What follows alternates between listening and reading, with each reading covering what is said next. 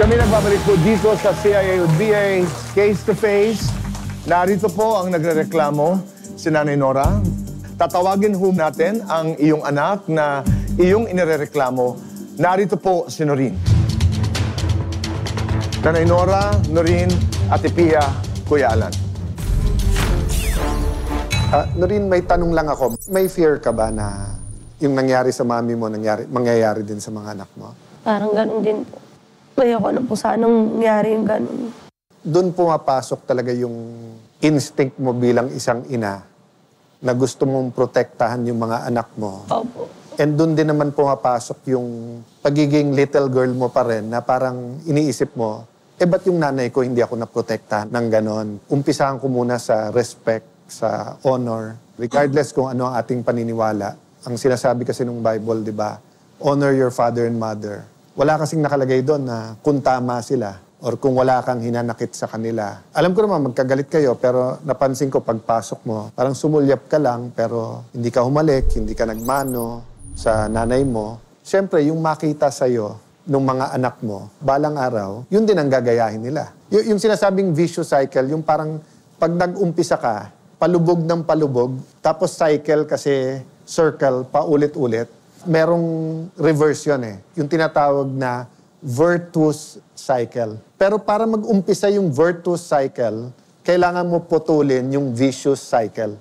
Ang sinasabi ko, kung gusto nyo na maayos at hindi maging cycle sa mga anak mo, at kung gusto mo makahanap kayong dalawa ng katahimikan, kailangan ngayong gabi, or kung kailanman, makahanap tayo kung saan puputulin yung nasasaktan ka sa anak mo at ikaw nasasaktan ka sa nanay mo, paano natin maumpisahan man lang na matapos yung cycle na yon na nagsisisihan kayo para maumpisahan natin yung isang cycle ng mas maganda. Noreen, yung 18 years old mo na anak, babae o lalaki? Babae po.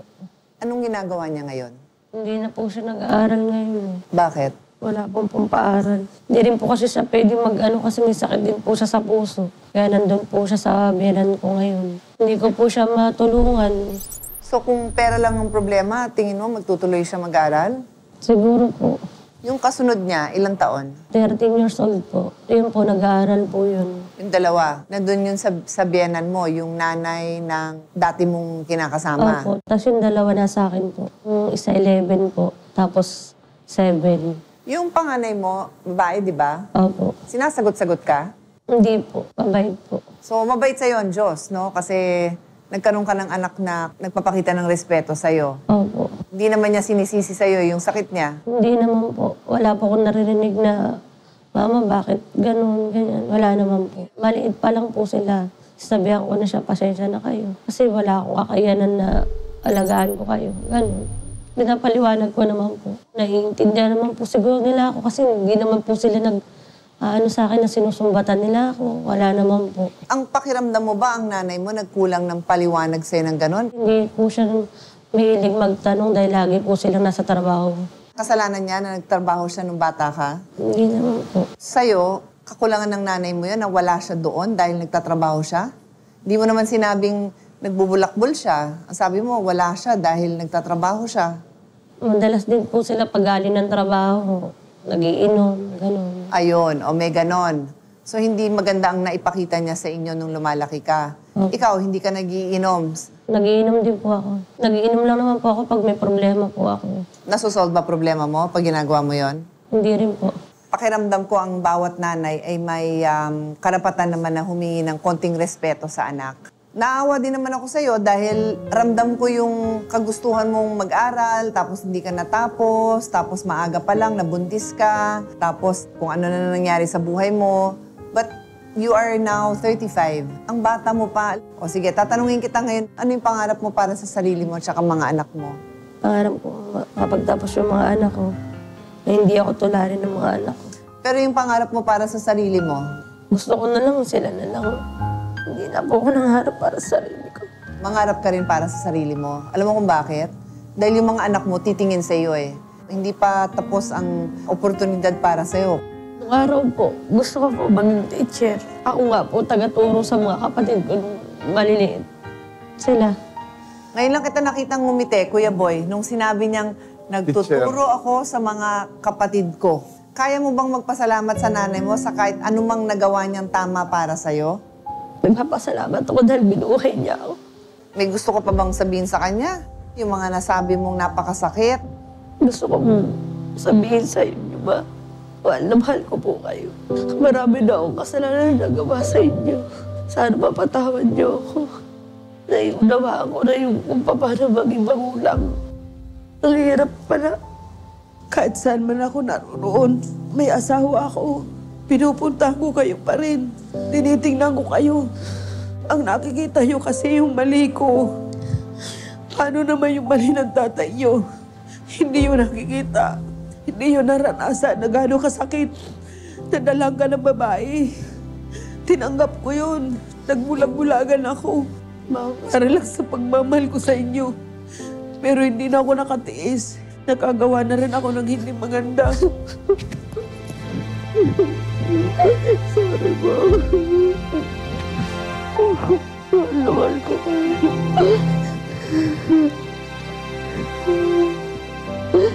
Tawarin niyo ako. Mama, sorry po. Huwag mo nang uulitin yun. Isusumpa-sumpa mo pa ako. Tanda na rin ako. Ilang years na lang. Baka kunin na rin ako ni Lord. Ang mga apo ko na lang. Ang alalahanin ninyo. Yung mga kapatid mo rin. Ang pagkakamali ko lang sa inyo, hindi ko kayo napag-aral. Bukod tangi lang ikaw kasi ikaw sana nakakatulong sa akin at nakakaunawa. Ikaw pa nagrebuilde.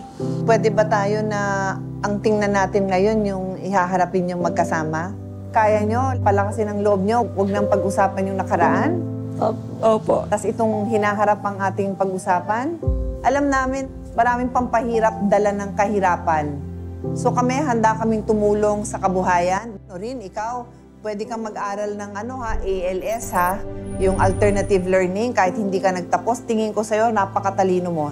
Nawalan ka lang ng oportunidad. Sa ALS, makakapag-graduate ka ng high school. Pagkatapos nun, pwede ka mag-vocational, pwede ka mag-college. Ano ngayon, kung matapos ka, 40 ka na. Sa 40, marami ka pang matatrabaho. Pwede pang matuloy ang pangarap mong maging teacher.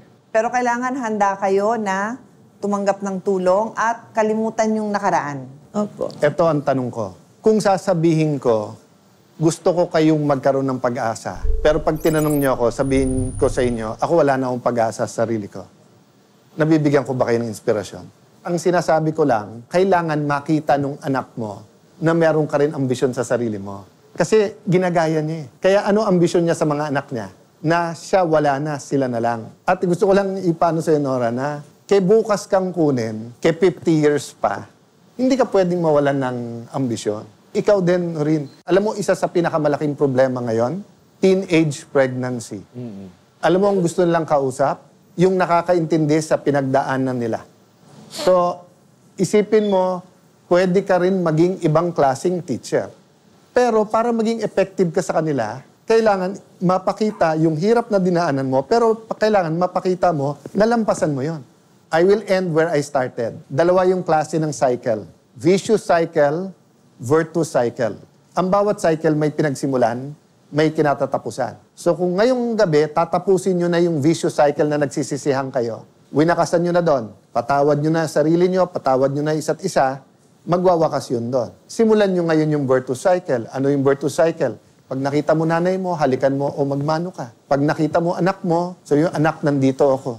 No rin nasabi mo kanina, ang dasal mo sa Diyos, patawarin ka. Opo. Alam mo bang pinatawad ka na ng Diyos? So kung napatawad na ako ng Diyos, pero hindi ko papatawad sarili ko, hindi Diyos ang may problema, ako. So ikaw ba napatawad mo na sarili mo? Opo. Nanay mo napatawad mo na? Opo. O di payagan mo na ipatawarin ka ng Diyos. So sabi mo kasi pinagtatawanan ka ng mga kapitbahay mo, wala silang pakialam sa'yo.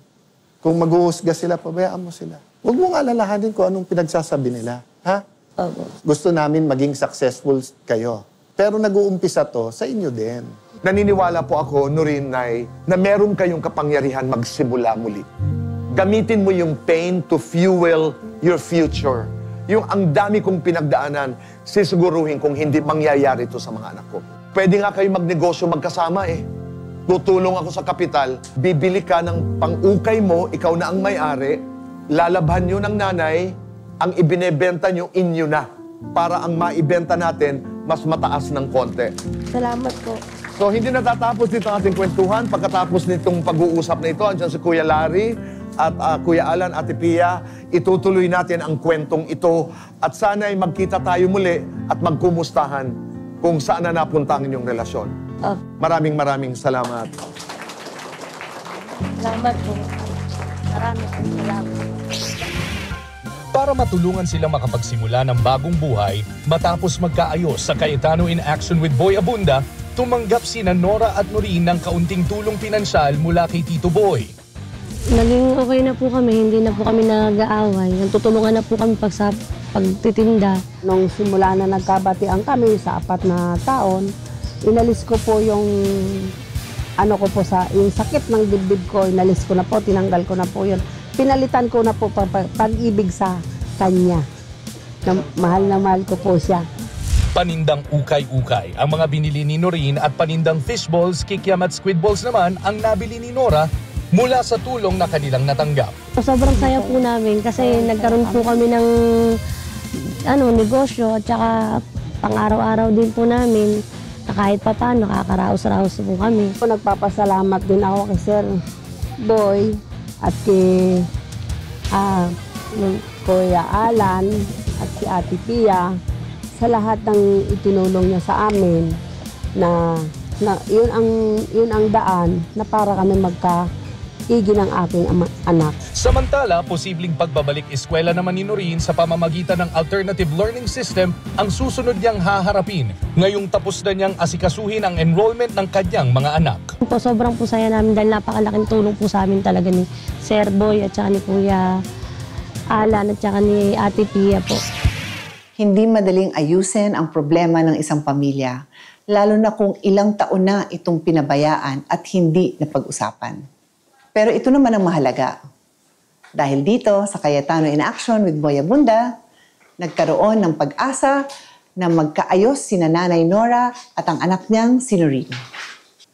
Sa ating pagbabalik, alamin naman natin ang kwento ni Tatay Angelito na matapos ma-stroke ay tinalikuran at iniwan daw ng kanyang mga anak. Dito lang yan sa Cayetano in Action with Boy Abunda.